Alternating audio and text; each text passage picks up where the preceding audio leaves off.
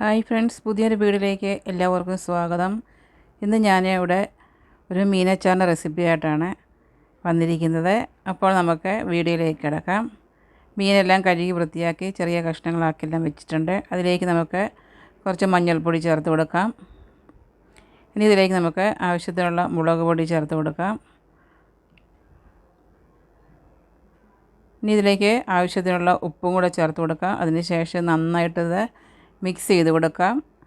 Mix ചെയ്തതിന് ശേഷം ഒരു അരമണിക്കൂറോളം നമ്മളതൊന്ന് മസാലയൊക്കെ പിടിക്കാനായിട്ട് നമുക്ക് അത് അടച്ച് വയ്ക്കാം.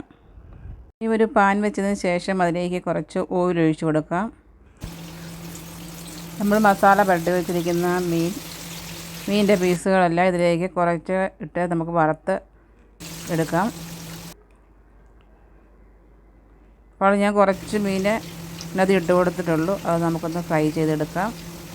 നമുക്കിതിനെ തിരിച്ചിട്ട് കൊടുക്കാം. ഇത് നന്നായിട്ടൊന്ന് ഫ്രൈ ആക്കി വേണം എടുക്കാനായിട്ട്, അച്ചാറിടുന്നതായതുകൊണ്ട്.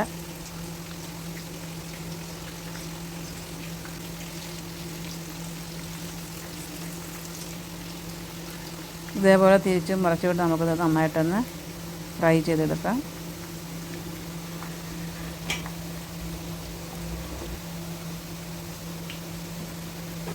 ഇപ്പോൾ ഇത് ഫ്രൈ ആയിട്ടുണ്ട്. നമുക്കിത് കോരി ഒരു പാത്രത്തിലേക്ക് മാറ്റാം.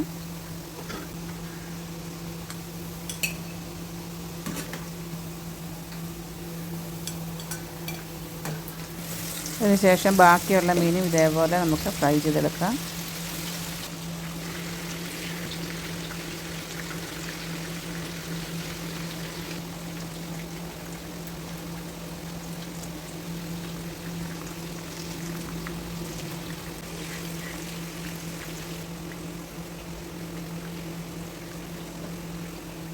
അങ്ങനെ നമ്മൾ മീനെല്ലാം നമ്മൾ ഫ്രൈ ചെയ്തെടുത്തിട്ടുണ്ട്. ഇനിയും ഒരു കട്ടിയുള്ളൊരു പാത്രം വെച്ചിട്ടുണ്ട്, ഒരു ഉരുളി വെച്ചിട്ടുണ്ട്. അതിലേക്ക് നമുക്ക് കുറച്ച് ഓയിൽ ഒഴിച്ചു കൊടുക്കാം. ഞാനിപ്പോൾ ഫ്രൈ ചെയ്തതിൻ്റെ ബാക്കിയുള്ള ഓയിലും അതിൻ്റെ കൂടെ കുറച്ച് ഓയിലൂടെ ഒഴിച്ചു കൊടുത്തിട്ടുണ്ട്. അതിലേക്ക് കുറച്ച് ഉലുവ ഇട്ട് കൊടുത്തിട്ടുണ്ട്. അതിനുശേഷം ഉലുവ പൊട്ടി വരുമ്പോൾ നമുക്ക് കടുക് ചേർത്ത് കൊടുക്കാം. അപ്പോൾ കടുകെല്ലാം ഒന്ന് പൊട്ടി വന്നിട്ടുണ്ട്. ഇനി നമുക്കിതിലേക്ക് വെളുത്തുള്ളി ചേർത്ത് കൊടുക്കാം. വെളുത്തുള്ളി ചേർത്തതിന് ശേഷം ഒന്ന് ഇളക്കി കൊടുക്കാം. അതിന് ശേഷം നമുക്കിതിലേക്ക് ഇഞ്ചി നീളത്തിൽ കട്ട് ചെയ്ത് വെച്ചിരിക്കുന്ന ഇഞ്ചി ചേർത്ത് കൊടുക്കാം.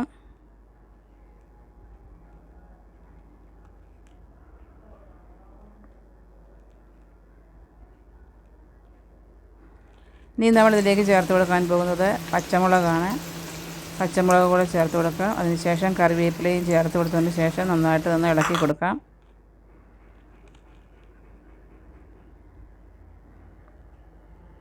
ഇഞ്ചിയും വെളുത്തുള്ളിയൊക്കെ ഒന്ന് വഴറ്റിയെടുക്കാം.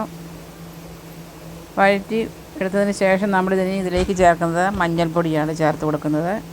കുറച്ച് മഞ്ഞൾപ്പൊടി ചേർത്ത് കൊടുക്കാം. അതിന് ശേഷം ഇതിലേക്ക് മുളക് പൊടി ചേർത്ത് കൊടുക്കാം.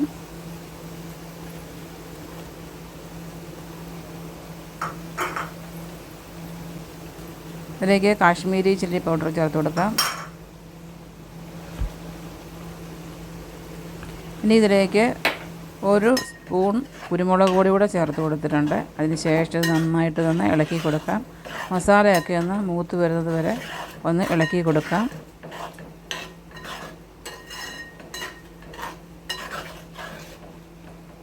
ഇനി ഇതിലേക്ക് ആവശ്യത്തിനുള്ള ഉപ്പ് ചേർത്ത് കൊടുക്കാം.